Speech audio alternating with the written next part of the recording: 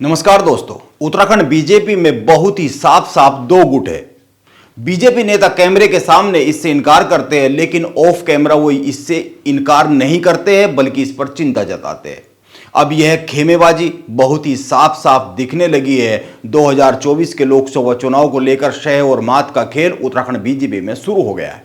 अब बीजेपी इससे कितना संभल पाएगी, बीजेपी के मौजूदा जो उत्तराखंड का नेतृत्व है वो इससे कितना निपट पाएगा, यह तो आने वाला समय बताएगा। किसको इससे नुकसान होगा और कौन कौन इस सिचुएशन का लाभ उठाने में कामयाब हो जाएंगे, यह आने वाला वक्त बताएगा।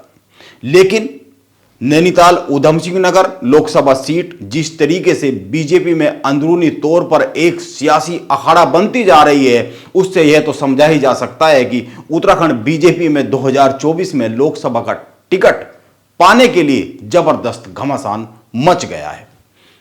इस सीट पर त्रिवेंद्र सिंह रावत और मुख्यमंत्री पुष्कर सिंह धामी के कुछ खास लोग दावेदारी पेश कर रहे हैं।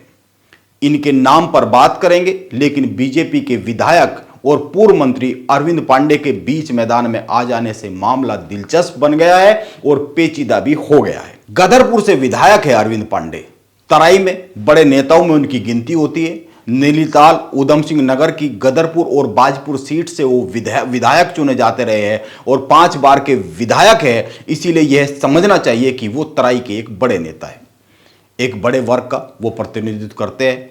अरविंद पांडे की जो एंट्री हुई है नैनीताल ऊधम सिंह नगर लोकसभा सीट पर, वह बड़े ड्रामेटिक अंदाज में हुई है और वह इस पर एक बयान भी दे रहे हैं। इस पर भी बात करेंगे, लेकिन पहले यह समझना जरूरी है कि नैनीताल ऊधम सिंह नगर सीट पर दावेदार कौन कौन है, ताकि यह तस्वीर साफ हो सके कि कौन कौन खेमा वहां पर लाइन में लग गया है। मौजूदा समय में अजय भट्ट वहां से सांसद है और केंद्र में राज्य मंत्री भी है। त्रिवेंद्र सिंह रावत के करीबी माने जाते हैं। मंडी परिषद के पूर्व अध्यक्ष है गजराज सिंह बिष्ट, वो उत्तराखंड बीजेपी में प्रदेश महामंत्री भी रहे हैं, वो भी लाइन में लगे हुए दावेदारी पेश की है। एक नाम किच्छा से 2 बार के विधायक रहे राजेश शुक्ला का है। राजेश शुक्ला मुख्यमंत्री पुष्कर सिंह धामी के करीबी माने जाते हैं और मुख्यमंत्री पुष्कर सिंह धामी का जो राजनीति का शुरुआती दौर रहा है उसके समय से उनके करीबी माने जाते हैं। 2022 के विधानसभा चुनाव में वह किच्छा से हार गए थे और आरोप यह लगा था कि उनको हराने में अरविंद पांडे की बड़ी भूमिका रही है। अब अरविंद पांडे मैदान में आ गए हैं, तो इसीलिए मैं कह रहा हूं कि तस्वीर दिलचस्प हो रही है और 2022 के घाव भी हरे हो रहे हैं। उत्तराखंड बीजेपी में यह कमाल की एक सिचुएशन बन रही है 2024 के पहले। अरविंद पांडे की एंट्री कैसे हुई, इस पर बात करने से पहले कुछ समीकरण भी समझते हैं। 2022 में उत्तराखंड में बीजेपी का नारा था अब की बार 60 पार, लेकिन सीटें आ पाई थी 47। हालांकि 47 में भी अपार बहुमत था, बड़ी बहुमत की सरकार बनी। मुख्यमंत्री हारने के बाद भी अपनी खटीमा सीट से मुख्यमंत्री पुष्कर सिंह धामी बने। बहुमत तो मिला, पर भीतरघात पर घमासान मच गया। उत्तराखंड बीजेपी में यह आरोप खुलेआम लगने लगे, प्रेस कॉन्फ्रेंस होने लगी, वीडियो जारी होने लगे कि कुछ लोगों ने पार्टी में भीतरघात किया है, इसीलिए हारे हैं। ये जो 23 सीट हारे हैं उत्तराखंड में, इनमें से बहुत सारी सीट जीत सकते थे, लेकिन कुछ लोगों ने भीतरघात किया है। कुछ लोगों ने पार्टी की पीठ में छुरा घोंपा है, यह कहा गया। बीजेपी संगठन ने इन आरोपों को बड़ी गंभीरता से लिया और 13 सदस्यीय कमेटी बना दी इस भीतरघात की जांच के लिए। 23 विधानसभा क्षेत्रों में कैसे हारे, इस पर जांच होनी थी। वैसे उस समय पे जो कमेटी बनी, कमेटी के जो मेंबर थे, उनका कहना था कि केवल 23 विधानसभा क्षेत्रों में हार को ही नहीं देखना है, ओवरऑल जो परफॉर्मेंस रही उत्तराखंड में बीजेपी की, इसको देखना है। लेकिन टारगेट 23 विधानसभा थी और 23 विधानसभा में भी वो सीटें ज्यादा टारगेट में थी जिन सीटों पर आरोप लगे थे। हरिद्वार में लक्सर से उम्मीदवार रहे संजय गुप्ता ने मदन कौशिक पर आरोप लगाए। संजय गुप्ता हार गए थे, धामी के करीबी माने जाते हैं। गुप्ता ने एक वीडियो भी जारी कर दिया था और इतना ही नहीं, और इस वीडियो में सीधे सीधे मदन कौशिक पर आरोप लगाए थे।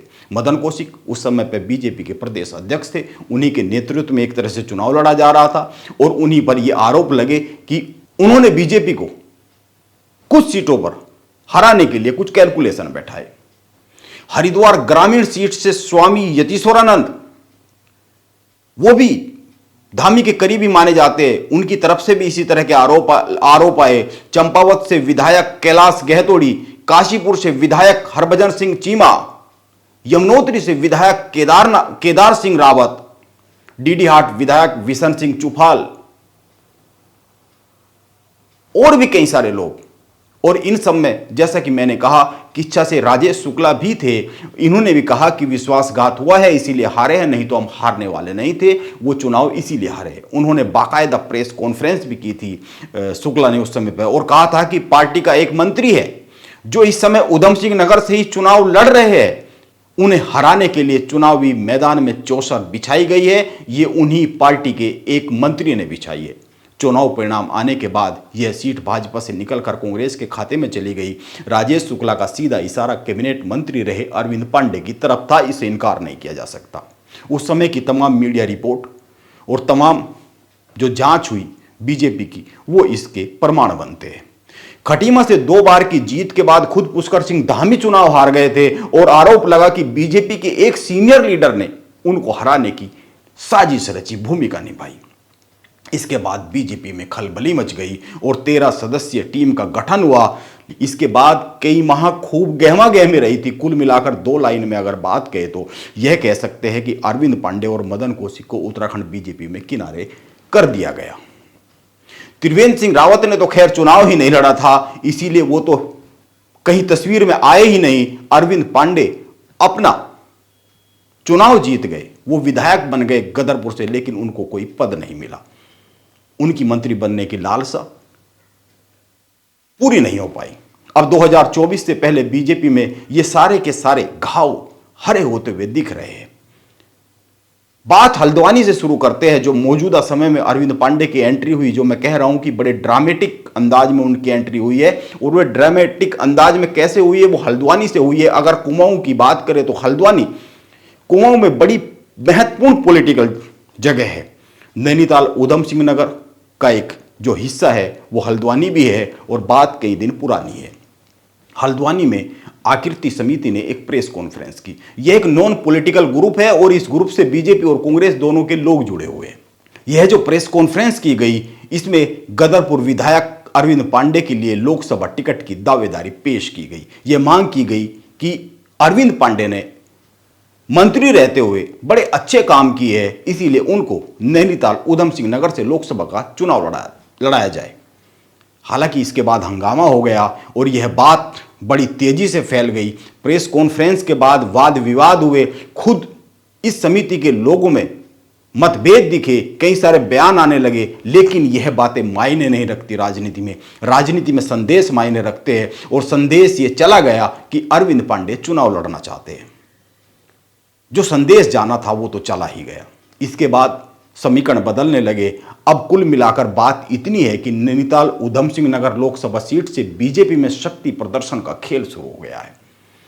या यूं कह सकते हैं कि 2024 के घाव फिर से हरे हो रहे हैं। मैं बार बार इसलिए बात कह रहा हूं क्योंकि अरविंद पांडे, मदन कौशिक, राजेश शुक्ला, इनके नाम जब आते हैं तो आप 2022 के घटनाक्रम को जो बीजेपी में हुआ था चुनाव के पहले और चुनाव के बाद और चुनाव के दौरान, आप उसको नजरअंदाज नहीं कर सकते। वैसे तो मौजूदा समय में हरिद्वार लोकसभा सीट पर भीतर ही भीतर बहुत कुछ पक रहा है। यहां पर त्रिवेंद्र सिंह रावत चुनाव लड़ना चाहते हैं लोकसभा का, लेकिन यहां पर ऊपर अभी कुछ नहीं है। मामला ऊपर शांत दिखता है, भीतर अशांत है। लेकिन नैनीताल उधम सिंह नगर लोकसभा सीट पर ऐसे हालात नहीं है। वहां भीतर जितनी अशांति है, ऊपर भी अशांति दिखने लगी है। भीतर तो बहुत ज्यादा है। इसीलिए सवाल यह बनता है कि जब अरविंद पांडे अभी विधायक है तो उनको सांसदी लड़ने की इतनी जल्दबाजी, इतनी इच्छा बलवती क्यों हो रही है? क्या वो राजेश शुक्ला का रास्ता काटना चाहते हैं? यह एक सवाल है। अरविंद पांडे मीडिया से कहते हैं कि बीजेपी में जिम्मेदारी दी जाती है, दावेदारी पेश नहीं की जाती। वो यह भी कहते हैं कि पार्टी अगर चुनाव लड़ने का आदेश देगी तो वो चुनाव लड़ेंगे। अरविंद पांडे की तरफ से संदेश बड़ा साफ है। अब देखना यह होगा कि उत्तराखंड में बीजेपी में क्या 2024 के लोकसभा चुनाव के बाद भी किसी जांच कमेटी के गठन की नौबत आने वाली है जो भीतरघात के मामलों की जांच करेगी। अब ऐसी नौबत आएगी या नहीं आएगी, यह तो आने वाला वक्त ही बता पाएगा। लेकिन उत्तराखंड बीजेपी में भीतर बहुत सारे समीकरण पक रहे हैं। आप इसको यह कह सकते हैं कि यह शय और मात का खेल है, देखते हैं इसमें कौन जीतता है। हालांकि लोकसभा चुनाव अभी दूर है, लेकिन गोटियां तो बड़े पहले से ही बिछाई जानी शुरू हो जाती है। चौसर बिछ रही है। नमस्कार, मैं योगेश राणा।